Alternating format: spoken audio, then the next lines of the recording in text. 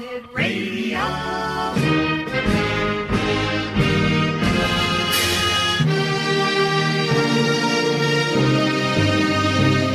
Welcome to the X Zone, a place where fact is fiction and fiction is reality. Now, here's your host, Rob McConnell.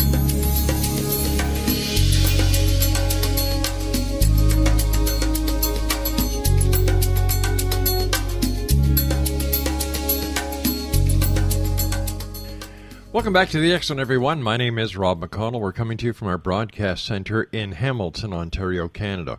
Worldwide toll-free, 1-800-610-7035. My email address while on air is xzone at xzoneradiotv.com. Off air, it's xzone at xzoneradiotv.com. You can always listen to the X Zone 724-365 at www.xzoneradiotv.com. Well, I've got to tell you something that is bothering me, X Zone Nation. Just imagine, all right? You're sitting in your office like I was this morning, and you get an email, like so many of us do. But this one here was a rather strange that grabbed my attention right away. It says, you ready? Hacker Gateway. We hack everything. Tell us your requirements. We have a team of highly skilled hackers and cyber technicians offering you unmatched hacker services. We can hack anything, regardless of your requirements. Simple jobs include hacking emails and email accounts on all social media accounts, including Facebook, Twitter, and Instagram. That can be done within hours. We specialize in hacking websites, hacking bank accounts, attacking websites, obtaining passwords from any source, hacking company secrets, DDoS attacks, hacking company websites, and much more. Our cyber technicians are the best hackers available worldwide. We are located globally. We combine our knowledge and abilities with the highest protection of your privacy and mutual confidentiality. Yeah, there's an oxymoron if I ever heard one. Complete anonymity is guaranteed. For mutual confidentiality, we only accept Bitcoin and safeguard for payment. Hire us today. Send us your requirements to either of the contacts mentioned below. We will contact you via email within hours to discuss your options. Can you believe that? Well, I got this, and I figured, oh, wow, with all the hacking that's going on around the world, the hacking that, happened a couple of days ago where 4 million plus federal employees of the U.S. Are put in jeopardy, the past hacks on the White House, the past hacks on Target, and so on. I should do the right thing and contact the authorities like any good citizen would. Well, I did. I contacted the Hamilton Police Services, and they basically said, well, you know what? Here's the telephone number for Phone Busters. Now, Phone Busters is a multi-jurisdictional fraud and cybercrime hotline. It's run by the RCMP, the Ontario Provincial Police, the Quebec Provincial Police, and all the other police agencies. I said, you're kidding, that's it? Do you want me to send you a copy of this? No, that's not necessary, but thanks for calling. So I called up this phone buster line. Do you know what? I couldn't get to speak to anybody. All I got were recordings. If this is your case, press this number. If this is your case, press that number. If this is your case, press that number. After about 20 minutes of being on this 888 telephone line, getting nowhere, I was totally frustrated. And I figured, you know what? You're not interested. And you're the law enforcement people who want people to come forward and share information to stop cybercrime. And you don't want this information. So there you go. Do I feel good that I tried? Yes, I feel good because it's what I have to do. But I'm totally perplexed and disappointed that nobody really cared. Kevin Randle is joining us now, Lieutenant Colonel Kevin Randle. Kevin, what do you think about that? It's appalling. But what's really appalling is they would send you an email and ask you to email them. Probably send your credit card number, and then you're hacked. Exactly. So I thought I was doing the right thing by letting the authorities know that this email was sent out, and basically, I'll send it to you. But no, it's all right. It's all right. I sent a copy of this to Corey K., who does the X-Zone Tech Zone, and he was scratching his head as well. But it takes balls, Kevin, when the hackers start advertising their services, and all they're taking is Bitcoin and Pay Safeguard. Well, the thing is, there is so much information now available that it's very easy to do a lot of this stuff. I mean, the U.S. military used to publish a registry, and in that registry was the name of every officer on active duty in the National Guard, on Army Reserve, and it included the serial number and the Social Security number. You're kidding. Back in the 1960s, who cared? It wasn't that big a deal. The Social Security number wasn't appended to everything back then. They stopped doing it. I was looking something up for another project, and I found the one for 1877, the Army Registry for 1877. And I bring this up simply because I looked at the back, and it had the list of all the officers killed at the Little Bighorn in 1876, and I thought that was kind of an interesting historical document. Unbelievable. Kevin, I had a gentleman and I'm being very generous when I call him a gentleman, on the show earlier this week after you had already been on. First of all, thanks very much for coming on in such short notice. I sincerely appreciate it. Not a problem. He had the audacity. Now this guy is. I'll give you a little bit of a background. His name is Richard Sauter. He has a PhD in socioeconomics, according to him.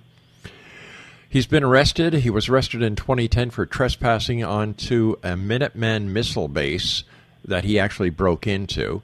He left the United States and now is living in Ecuador. He makes frequent trips down to Brazil, where he drinks all these psychotropic drinks they make down there, trying to find his inner self. He tells anyone who will listen that ISIS was formed by the United States, Israel, and the Saudis in order to keep the war machine and big industry going. Then, to kind of add oil to the fire, he claims that the United States military and the CIA are the two biggest drug traffickers in the world. Now, I took personal offense to what he was saying because, Kevin, I have a lot of respect for the men and women of the armed forces. This guy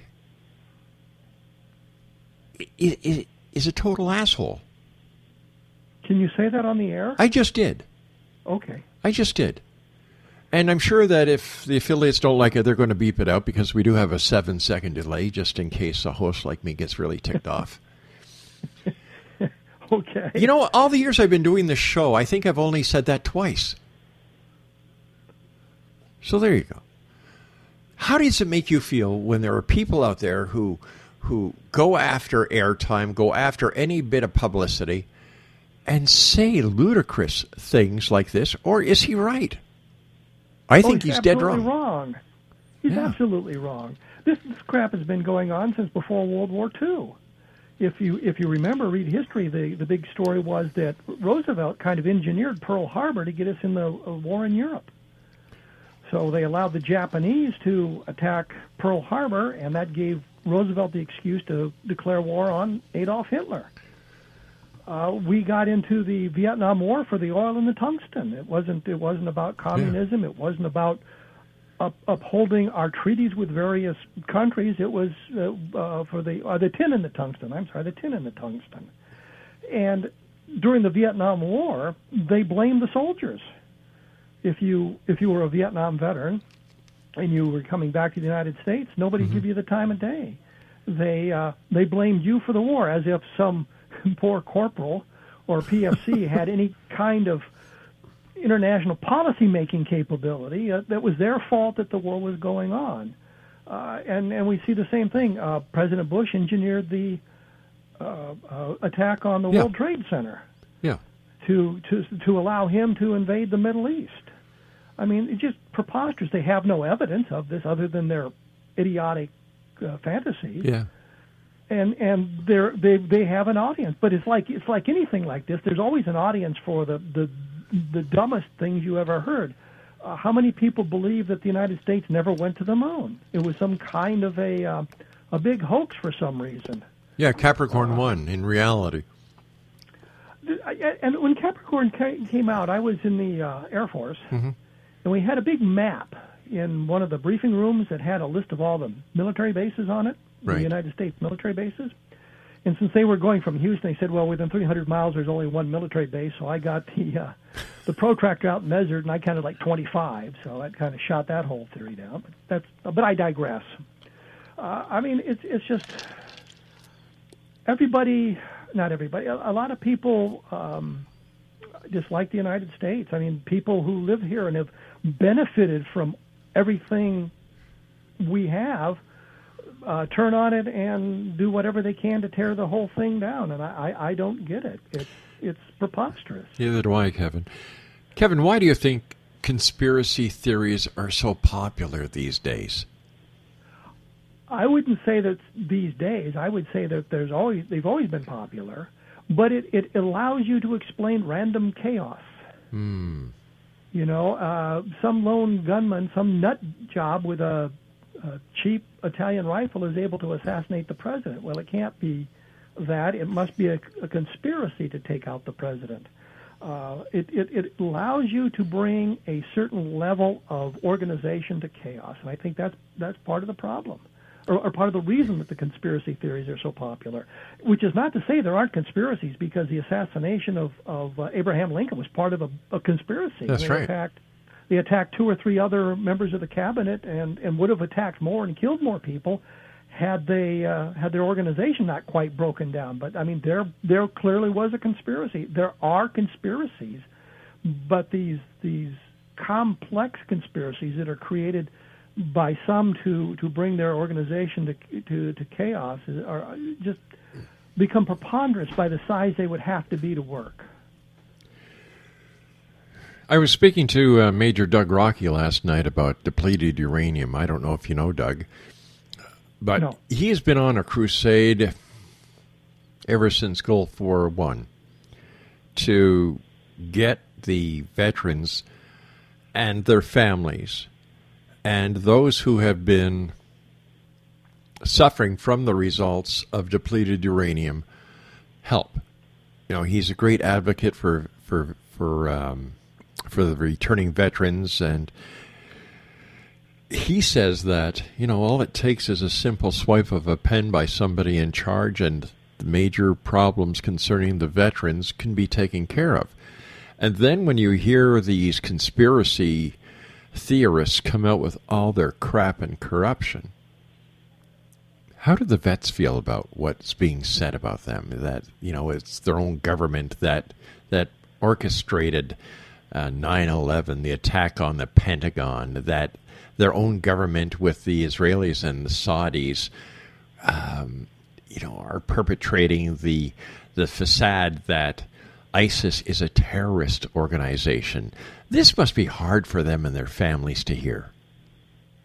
Absolutely, and it's something that as a veteran I put up with since I got back from Vietnam. I know. Back in the olden days, when I actually had to have a job, and I worked at Rockwell International, I'd worked there for 5 or 6 years, and somehow it came out that I was a Vietnam veteran. And one of the women said to me, "How can you be a Vietnam veteran? You're so sane." I know, what is that about? Yeah. You know, we're all nuts. You know, you're so normal. Yeah, the vast majority of us are. You've been persuaded by Hollywood, the movies where, and I actually read this in TV Guide, that the easiest way back in the 1970s to create a villain was to say he was a Vietnam veteran. And then later on it became put the person in a three-piece suit, and of course he's a villain. But just make the guy just say he's a Vietnam veteran, and clearly he's a villain.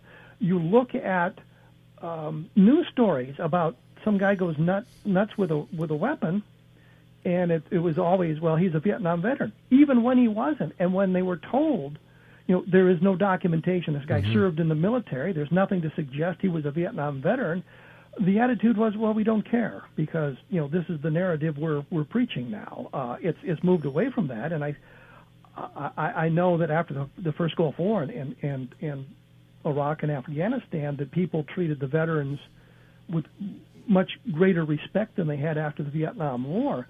But these suggestions that the U.S. government is somehow responsible for 9/11 and somehow responsible for these sorts of things is just absolutely preposterous. But they have no evidence to support the claim, but they'll always get that few people who will believe them because they dislike the government, they dislike the military. Hillary Clinton, when she first got to the White House with her husband Bill, told a general officer, "We loathe the military." What's that about? We're not talking about the same Hillary Clinton that's running for president again. Oh, of course not. She loathed the military? Oh yeah, they loathe the military. And you look at Bill Clinton's background. He was taking ROTC because it prevented prevented him from being drafted. Once he got his Rhodes Scholarship and moved to England, and he was immune from the draft, well, then he dropped the ROTC. But it was clear that they didn't like the military, and I think it's an outgrowth of the perception that somehow the military was responsible for the Vietnam War, when it clearly was the civilians running the government who were responsible for getting us into that war.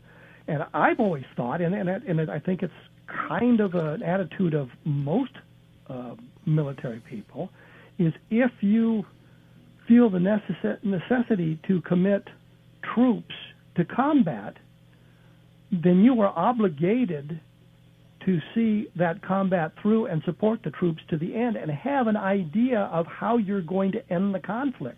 World War II, we all knew what the end game was. Destroy Nazi Germany, destroy Imperial Japan. Yeah. You get to Vietnam, what's the end strategy? We don't know. We'll just keep on motoring here until something happens and it becomes politically expedient, and then we'll end the war and everybody will go home happy, except, of course, for the veterans. Doug, I never understood why the veterans from the Vietnam Wars were treated with such negativity and animosity. It made no sense to me. What am I missing?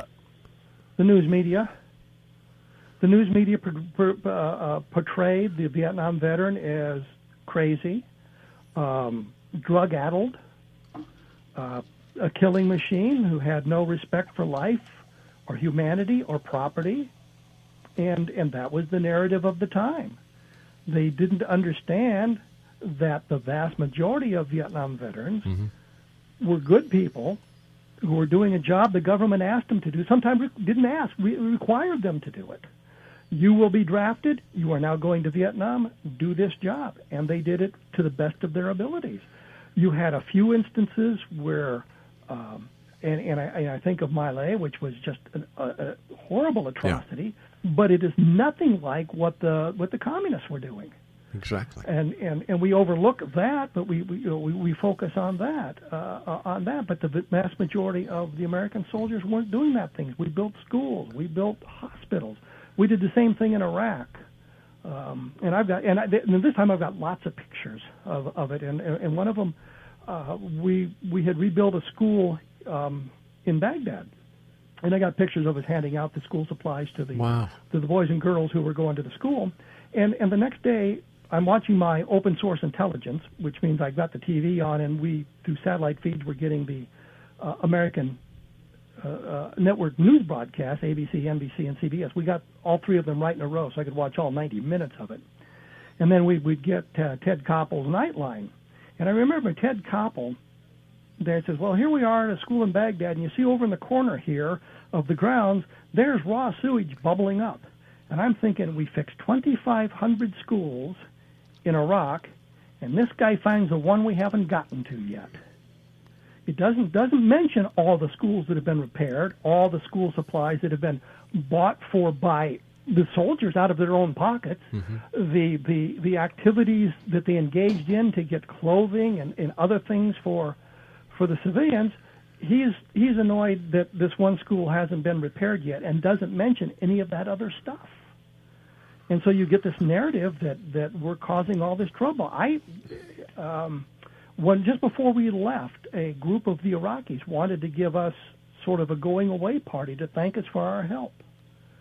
And one of the only times I really got nervous in Baghdad is I was in a two vehicle convoy, one hell of a big convoy. I think there were 8 of us, and the vehicle in front we were in downtown Baghdad, and the vehicle in front of us had stopped. We were getting caught in traffic, and this guy comes out of the crowd walking toward the vehicle in front of us, and I'm getting a little bit nervous because I don't know what this guy is going to do. Right. And he reaches out with his hand and he shakes the hand of everybody in the vehicle, and then comes back and said, "I just wanted to thank you guys." That stuff never gets reported. That stuff never gets seen. But I found that more often, and sort of the opposite of that is we were driving down in Baghdad, and I heard this one guy yelling an obscenity at us, and I said, if Saddam Hussein was still alive or still in control, that guy'd be dead now. Yeah. We just waved and went on our merry way. Did you know that in Iraq it was a criminal offense to own a satellite dish under Saddam Hussein? No, I didn't. Yeah, well, there you go. There's another fact for you. And I remember one of the guys telling us that they had the satellite dish hidden in a closet, and they would bring it out only at certain times so they could bring in the satellite feeds. My gosh. And there was no internet service. And then, of course, after we got there were internet cafes all over the place. What kind of progress have you seen, Kevin, since you left? In right now, isn't ISIS very close to taking over Baghdad again? I don't think they're close to taking over Baghdad. The problem is, and it's the same sort of problem we ran into in Vietnam. We went in there with sort of a half-assed plan, not really understanding what the end game would be, and then decided, well, it's time to go home, and adios muchachos. I don't understand why it takes like 7 years to train an army, but that's a whole other argument. We have to look at what the news media is putting out there and then say, is this their narrative of what they want us to believe, or is this what's actually going on? Are they seeing the whole story? And I guess you can look at it from the other point of view, that the Pentagon and their public relations machine is doing the same sort of thing, putting a better face on it and that sort of thing. But it's clear to me, from what I saw, that things had stabilized in Iraq until we decided to arbitrarily go home, and now it's destabilized again. But that's just sort of my opinion based on what little I've seen in the last few years. Here's a hypothetical situation, Kevin. 20 minutes after you and I finish this conversation at 11 o'clock Eastern, you receive a call from the White House. The White House operator says, Lieutenant Colonel Kevin Randle, the President of the United States, would like to speak to you. President Obama comes on the phone and he says, Kevin, I want you to be my new advisor to the Joint Chiefs of Staff. I want you, with your experience, to tell me how to win the war against ISIS. And whatever you say, Kevin, will be done. Kevin gets on the next plane to Washington because they've already got a limousine at your front door. The Secret Service is there to take you to the airport because Air Force One is sitting there waiting for you on the tarmac. You're flown to Washington. They take you directly to the Pentagon. As the new advisor-in-chief to the Joint Chiefs of Staff, how would you end the war against ISIS? Well, the first thing I'd do is say, well, this comes with a caveat. If I'm going to do this, I would like to be a brigadier general. nominate me for Brigadier General, and we'll get on with it. Just a second here. Hold on. Somebody has just gone to a closet at the back of the room here, and they're bringing you out MacArthur's 5 stars. Yay! Yeah, I'm on board. There you go. There you go. I'm happy now. You clearly have to commit the soldiers. You have to commit the ground troops. You have to commit the special forces. But are the soldiers, are the ground troops ready to go? Do they want to go? Do they feel like they're being held back from doing what they feel needs to get done? I can't speak for them completely, but I think yes, and I saw this in Vietnam. We on the ground, we soldiers could see what was going on and the stupidity that was going on, being run by the civilian agencies at the top. There's a marvelous story that during TED of 1968, the White House was calling Saigon, talking to Westmoreland and his advisors, and being told one thing, what the generals were saying, here's what's going on, here's what's happening. And the people in the White House, the civilians, didn't believe them because they could see on TV Saigon was in flames. Saigon wasn't in flames. Cholon, which is a section of Saigon, was in flames. Cholon was the Chinese district, and the Vietnamese were playing catch-up. They had an opportunity to get even with some of the Chinese, and that's what's going on. They didn't understand that. They're saying, well, we're seeing this on TV. Every reporter in the world would find the most dramatic backdrop to give his report, even though it gave a false impression. The news media said, well, gee whiz, we didn't know Tet was coming. We were caught off guard. Yeah, you, as civilian reporters were, the military knew it was coming.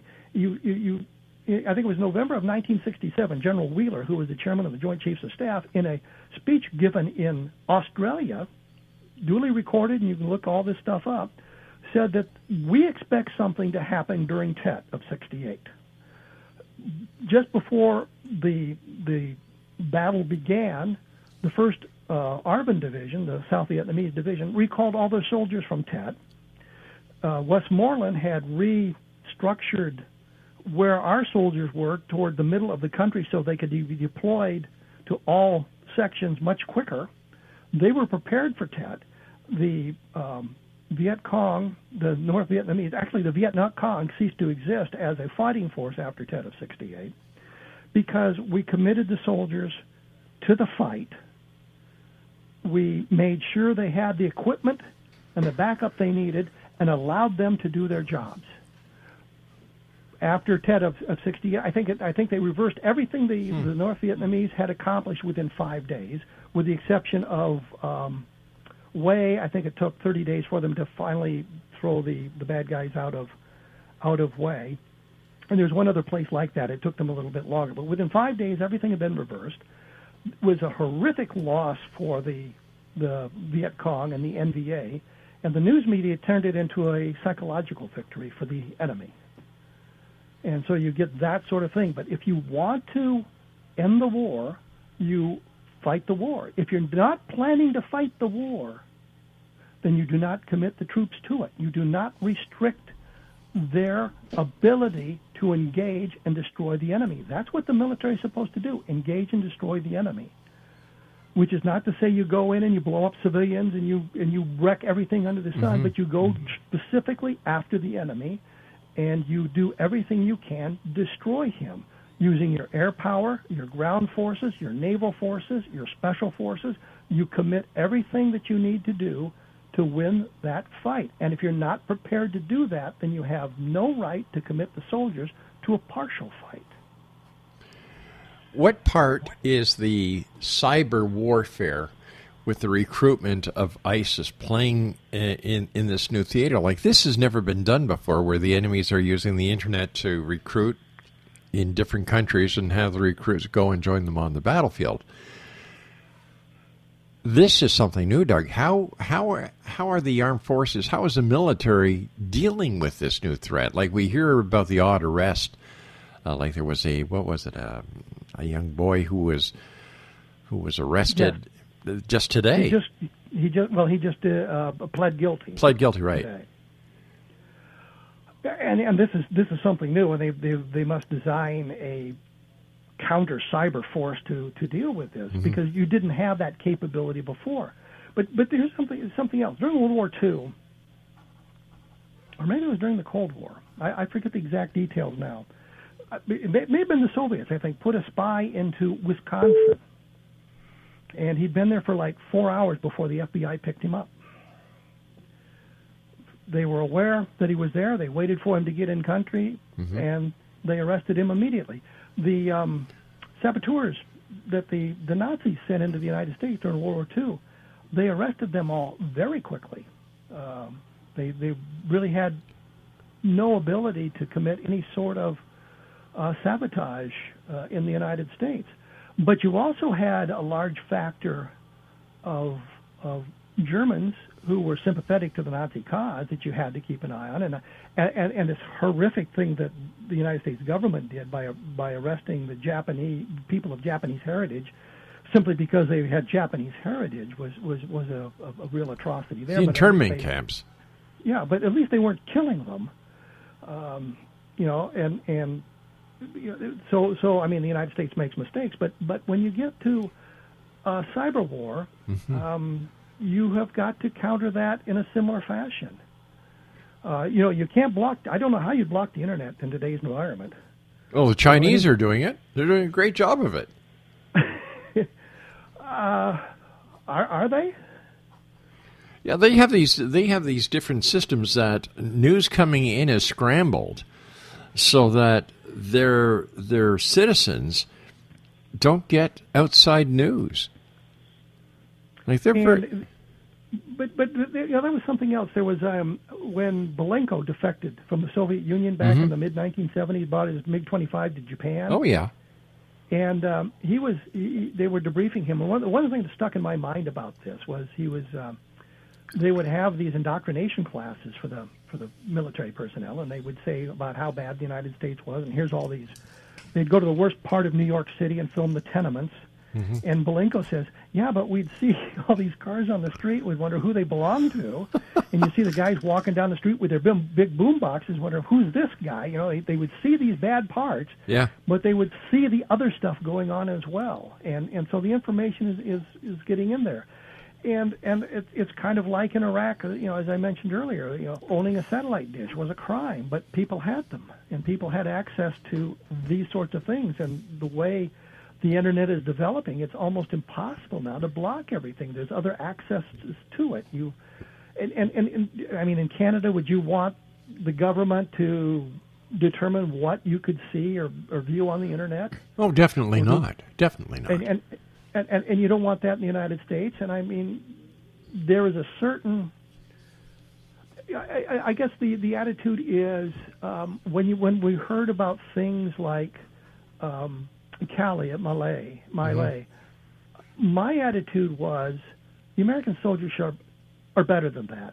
We shouldn't be doing that sort of thing. We should be better trained than that. We shouldn't do that sort of thing. That the enemy does that. We do not need to respond in kind. And that's kind of always been my attitude: is the American soldier should be better than some of these things. We're better equipped, we're better trained, we're better educated. We should just be better than that and not stoop to their level.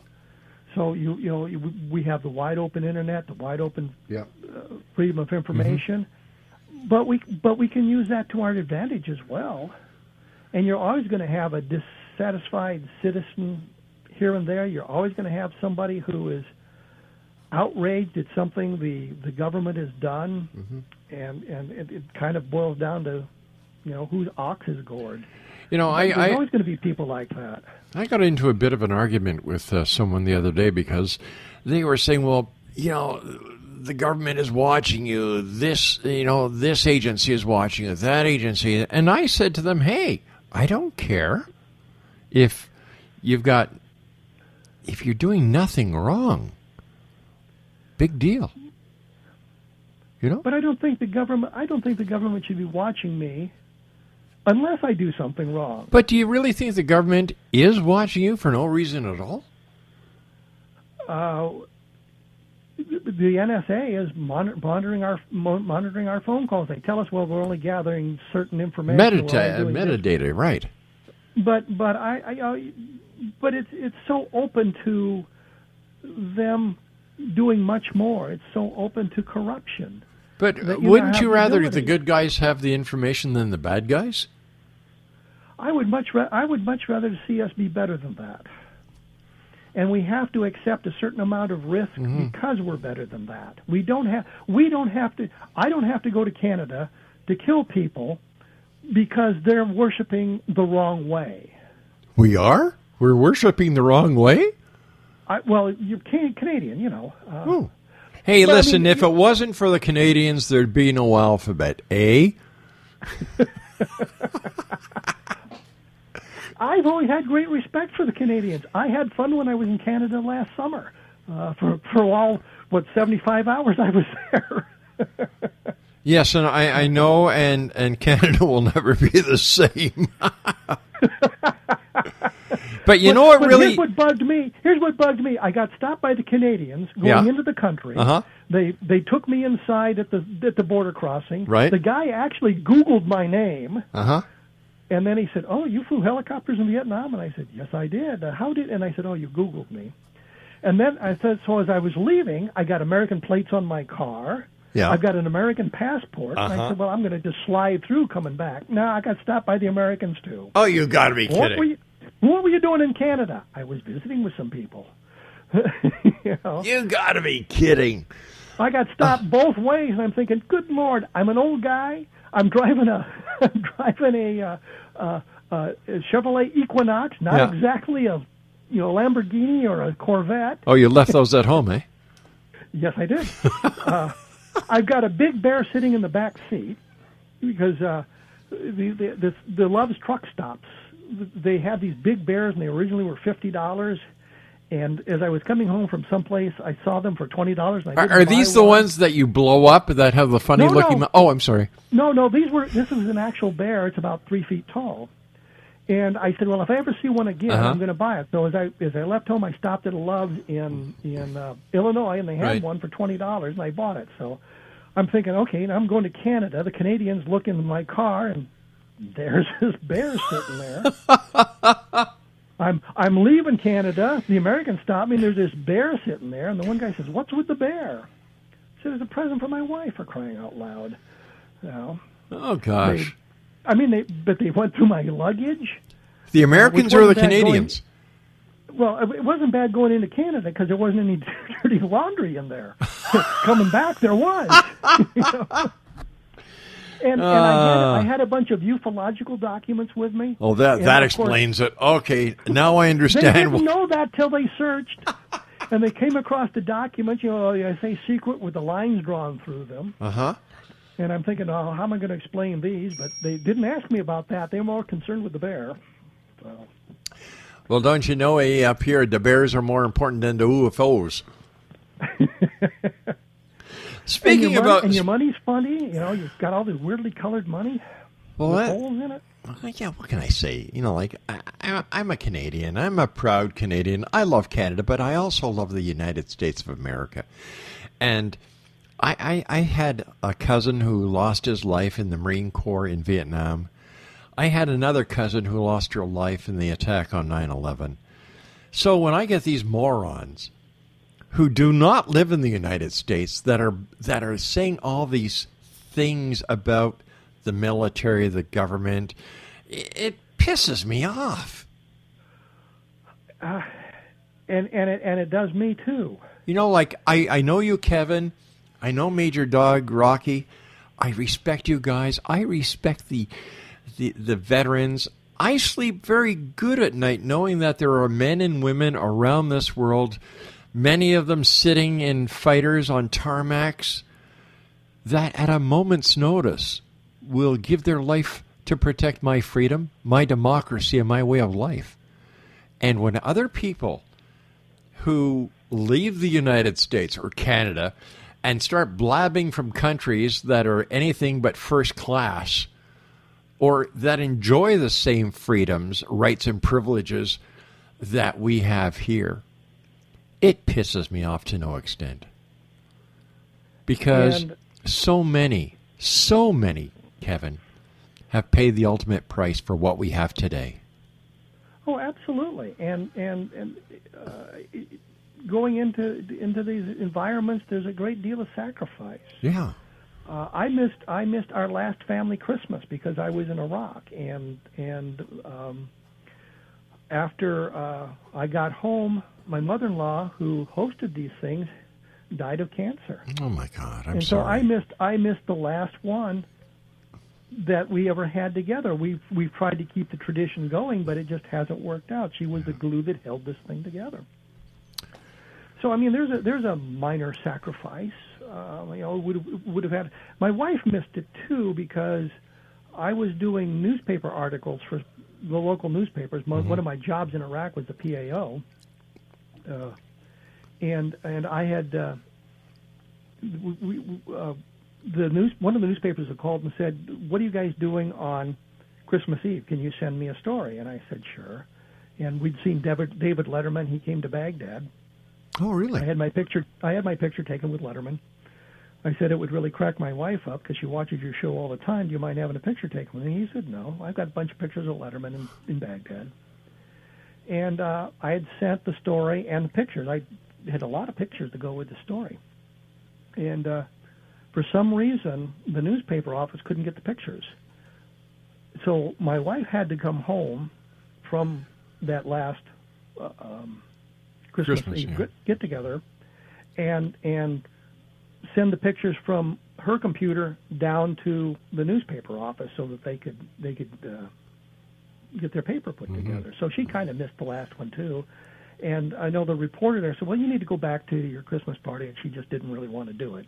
So I mean, it was kind of a, and it kind of shows also that even those who stayed behind, there were some sacrifices for what they did. I mean, we missed a year together while I was overseas, and things like that. So there's a certain amount of sacrifice, but I don't know of anybody, and I limited that to the people I know and we're friends with, but I don't know of anybody who resented what we were doing.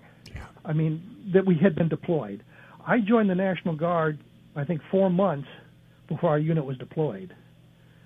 They say, "Well, you can come on to the end of the Guard. Don't worry about this. This unit never deploys." 4 months later, we're gone.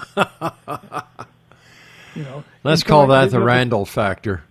Yeah, well, it's kind of my whole military career is kind of like that.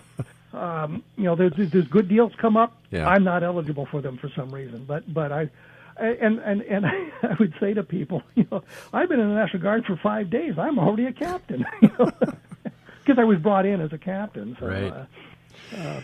For what it's worth, Kevin, there are millions of people who would like to say what I'm going to say right now. Thank you. Thank you for what you've done. Thank you for protecting our democracy. Thank you for protecting our freedoms. Thank you for protecting our countries. So thank you, Kevin, and to all the men and women who have served, who are serving, or who will serve. Thank you. Well, we certainly appreciate that.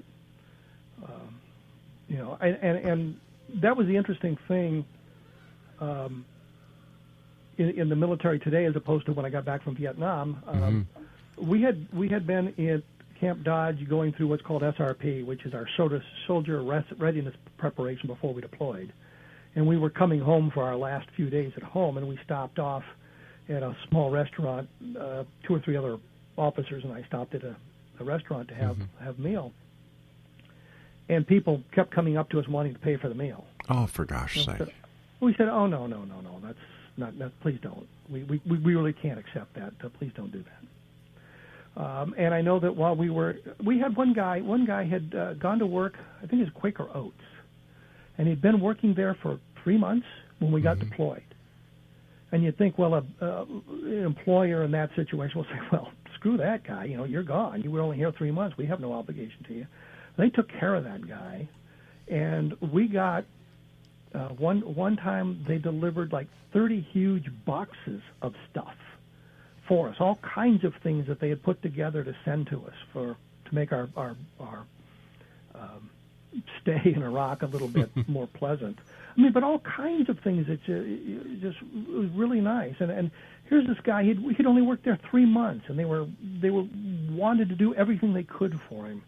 And in Vietnam, we were lucky to to get a Coca-Cola once in a while.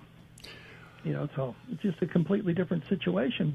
And I know the soldiers appreciated all of that sort of thing, and we tried to make sure that everybody got thanks for what they did. My old unit from Vietnam, the 187th Assault Helicopter Company, and I don't know how they found this out, had sent found out that I was serving in Iraq and sent me a huge, big a number of boxes of stuff, which of course I shared with everybody around me. Dig in, get what you need out of that.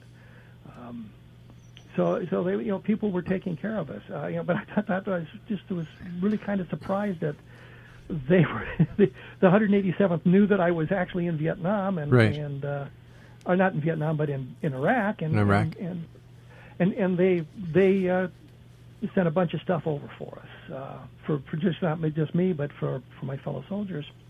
After having this guy on the show the other day, I just had to get you on because, number one, I consider you a very close friend. Number two, I know what you've gone through. And number three, I made the mistake of calling you a major last time instead of lieutenant colonel, and I kind of felt obligated. But listen, I was gonna say, well, it's not lieutenant colonel anymore. It's now, but don't do that to me. Hey, listen, I just promoted you to a 5-star general, pal. That's true. Let's tell Cal Korff that. Speaking about Cal Korff, what the hell is he doing now? He is apparently in India, working in a newspaper. I don't know what kind of crap he's putting out. I do not know, but I'm sure it's very interesting. I got an email from a guy in the Netherlands, I believe. Wow. And he had been communicating with Cal Korff. And Why? Cal Korff just... who knows? He knows that Cal Korff is a bozo, and I hesitate to say that because it kind of denigrates bozo. That's true.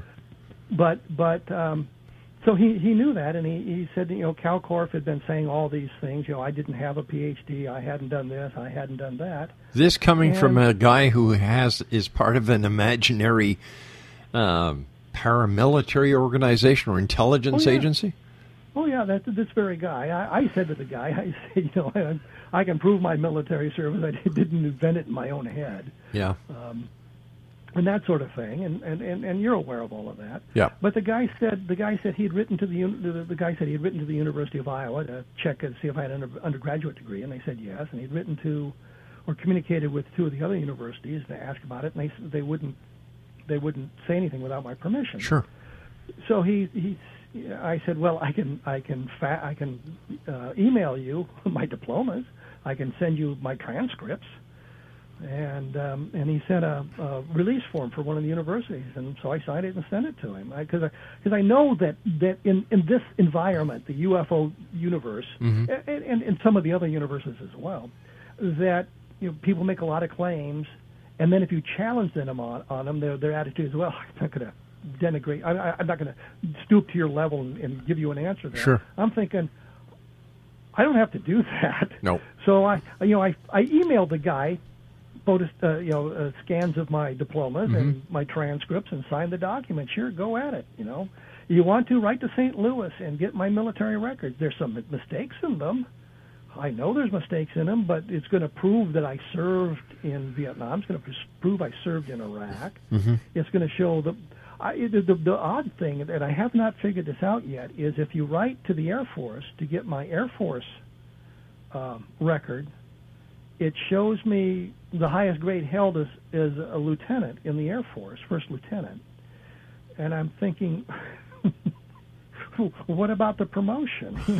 I made captain before I left the Air Force. Where is that? Right. And I think it's because I was promoted in the reserve, and when I left the reserve, you're not given a DD Form 214, and they didn't communicate any of this to St. Louis, so they provided the best information they have.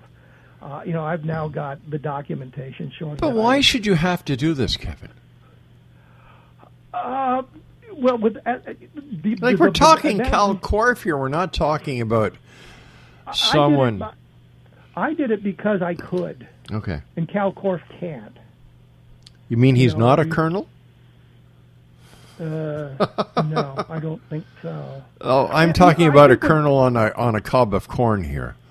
I suggested to the Cal Korff is an idiot blog that they spell colonel that way as a kernel of corn, but Kevin, are you there? Did we lose Kevin Randle? Craig? I'm here. Oh, there you are. I thought you were abducted by aliens there for a second. No, not at all. Either not that or Cal Korff, one of the two. No, I don't understand what set this guy off this time. I know last time what set him off is he had sent me a long email about him being a captain in this, and he'd been doing that and all that, and I didn't even bother to respond to him because I knew he was a load of crap. And I think that just pissed him off, so then he was, can I say pissed off? Sure you can. So he was going to sue me, and he was going to do this, and he was going to do that. And but I understand he's attacking Don Ecker as well? Oh, yeah, absolutely. Why? Ecker and me both. Because Ecker did a radio program where he got a number of us on who had some sort of communications with Cal Korff. Yeah. We were all making fun of Korff, so I think that kind of annoyed him. And Korff did a really dumb thing. He sent Ecker a letter that was supposedly written by an attorney in California threatening to sue him for all this stuff if he didn't do blah, blah, blah, blah, blah. Mm-hmm. So the first thing Ecker did was call the attorney. Of course. He said, what's the deal here? And the guy says, I don't know what the hell you're talking about. So Korff stole the identity of this lawyer in an attempt to intimidate Don Ecker. Of course, Ecker's not going to be intimidated by Korff. Ecker was wounded in Vietnam, for God's sakes. Yeah. Cal Korff was wounded in his own brain. No, in order to be wounded in the brain, you need a brain. Well, that's the other thing that kind of struck me as funny. Is here's a guy who I believe got a high school education. I have 4 college degrees, and he's challenging me. Prove that he has. I wrote to the universities, and they didn't say anything. Yeah, really? I've got the documentation. I can prove it 14 ways from Tuesday. Yeah. But the thing is, in 1990, the U.S. Census, there was a question on the census form: are you a Vietnam veteran? There are approximately 2.5 million Vietnam veterans. Right. 13 million people said yes. Why lie on a census form? I don't know. 13 million people said yes. This is insanity. So I'm sometimes afraid to say I'm a Vietnam veteran because they'll think, well, he's just another one claiming to be a Vietnam veteran who wasn't. All I can say is that I respect you a lot, Kevin, because of who you are, what you've done. And when it comes to Cal Korff, is that a toilet flushing I hear in the background? There you go. Don Ecker, he's a great guy. I've listened to Don. I've had him on the show. And I think that the reason why Cal Korff attacks you and people like Don Ecker is because he wants so much to be like you, and he never will be. And he says dumb things like, well, my anti-Roswell book is the best ever written, and he said in the book that there were no African-American NCOs in Roswell in 1947. And he said he'd called some historian in the Pentagon, and he said the services were segregated. He's so dumb, he didn't realize that meant that the African-Americans had their own units.